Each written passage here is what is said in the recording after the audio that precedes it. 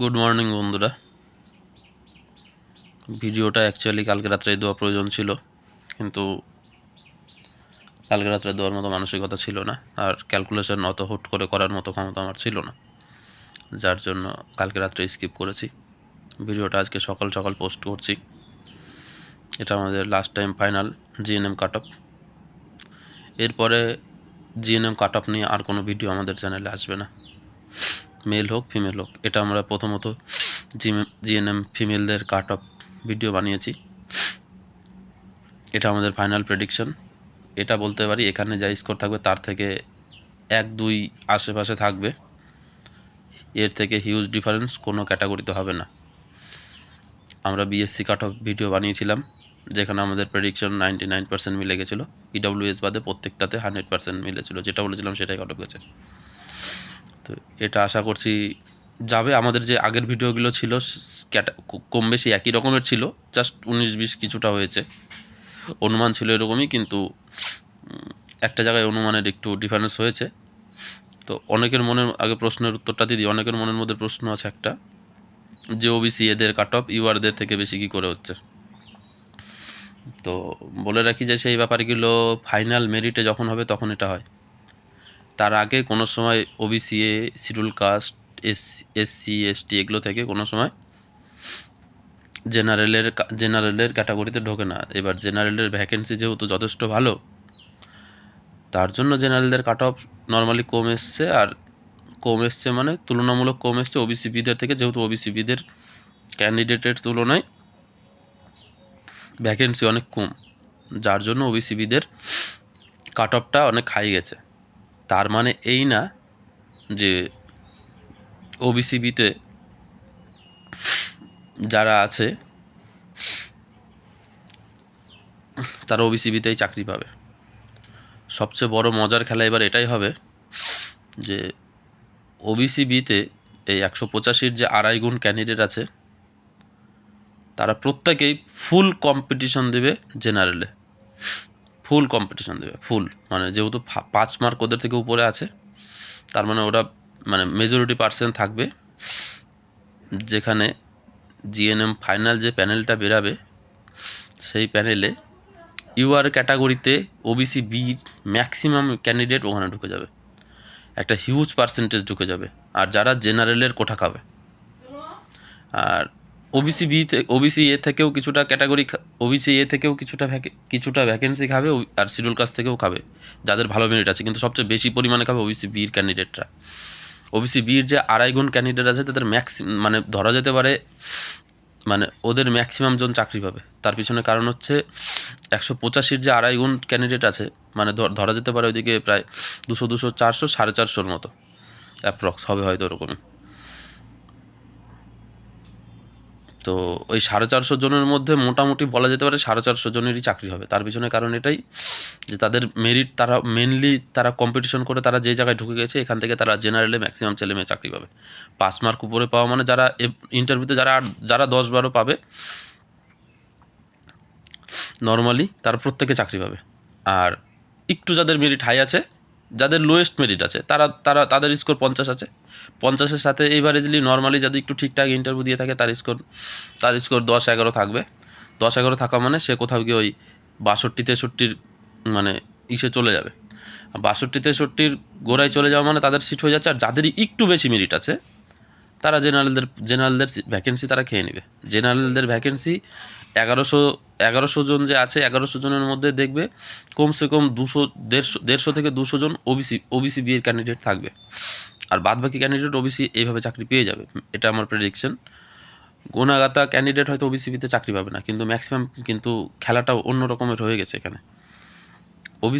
OBC এর সংখ্যাটা যেরকম ছিল সেই হিসাবে কাট অফটা ঠিক আছে 44। এসসিদের কাট অফ এসছে 40।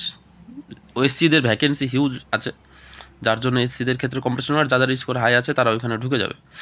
এবার নর্মালি এগুলোতে কী হয়, স্কোরটা যখন 40 থাকে, এভারেজ একটা ইন্টারভিউ দেওয়া মানে 50। কিন্তু যেহেতু ঠিক আছে, এভারেজ ইন্টারভিউ দিলে 9-10 দেয়। এবার স্যার ম্যাডামদের হাতে অনেক কিছুই থাকে, সেখানে 3-4 থেকে শুরু করে 12-14 সবই দেয়। কিন্তু এভারেজ যদি ইন্টারভিউ দেয় তখন 9-10, 10.5 এরকম একটা কিছুর মধ্যেই থাকে, 9.5, 10.5, 11 এর মধ্যেই ঘোরাঘুরি করে। এবার যে এসসিদের মধ্যে যাদের মেরিট একটু হাই আছে তারা জেনারেলে ঢুকবে, ওবিসি থেকে জেনারেলে ঢুকবে, ওবিসি এ থেকে, ওবিসি বি থেকে ঢুকবে, ইভেন এসটি থেকেও কিছু সংখ্যক ঢুকবে, ইডাব্লিউএস থেকেও ঢুকবে। এক্সিলেন্ট মেরিটের ছেলে মেয়ে আছে যারা ইউআরে যাবে। এবার ইউআরদের কাট অফ এখানে কম মনে হচ্ছে, কিন্তু এখানে কম থাকলেও এখানে কম থাকবে না।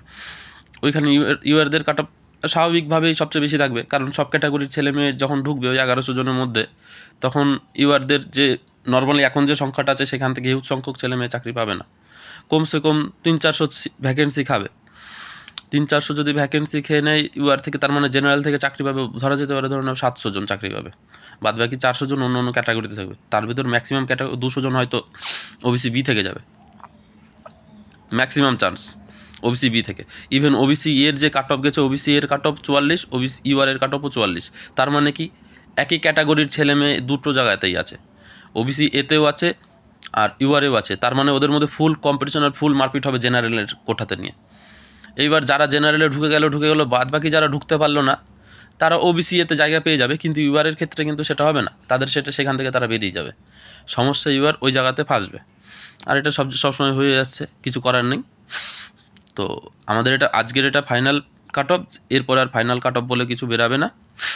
তো নর্মালি আমাদেরকে ওবিসি বি এর যে কাট অফটা দেখা যাচ্ছে 49, আমাদেরকে এটা জেনারেল কাট অফ ধরতে হবে।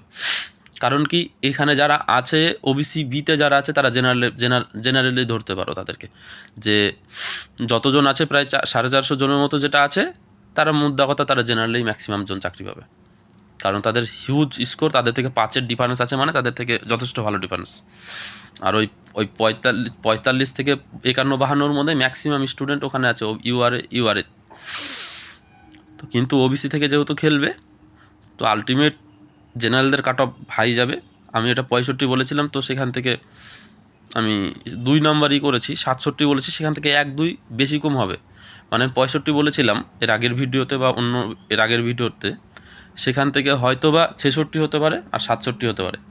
তার সমস্যার পিছনে মেন কারণ হচ্ছে ওবিসি বি, এই যে 2 নম্বর বেড়েছে, যার জন্য ওবিসি বি আর ওবিসি এ ম্যাক্সিমাম মানে ওদের মধ্যে প্রভাব ফেলছে। দায়ী বলবো না কি বলবো সেটা বুঝতে পারছি না। আর শিডিউল কাস্টদের কাট অফ কম আছে, শিডিউল কাস্ট থেকে একটা সংখ্যক যাবে।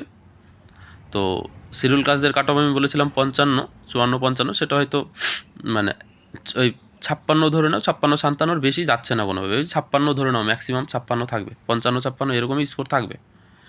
তো 57 কোনোভাবে ক্রস হবে না, ইম্পসিবল 57 ক্রস হওয়া, 56 ধরে রাখো, ম্যাক্সিমাম চান্স 56। আর এসটিদের কাট অফ 33 আছে, 266টা সিট আছে, তার মধ্যে 14-15টা এরকম ক্যান্ডিডেট থাকবে যারা জেনারেলে চলে যাবে। তো আলটিমেট এসটিদের কাট অফ ওই 47-48 এরকমই থাকবে, তার বেশি যাবে না। সম্ভাবনা আমার এটা যেটা প্রেডিকশন করেছি এর থেকে উপরে কাট অফ না যাওয়ার চান্স 99.99%। এর মধ্যেই থাকবে কাট অফ কিলো, ইভেন জেনারেলের কাট অফও এখানে এর মধ্যেই থাকবে।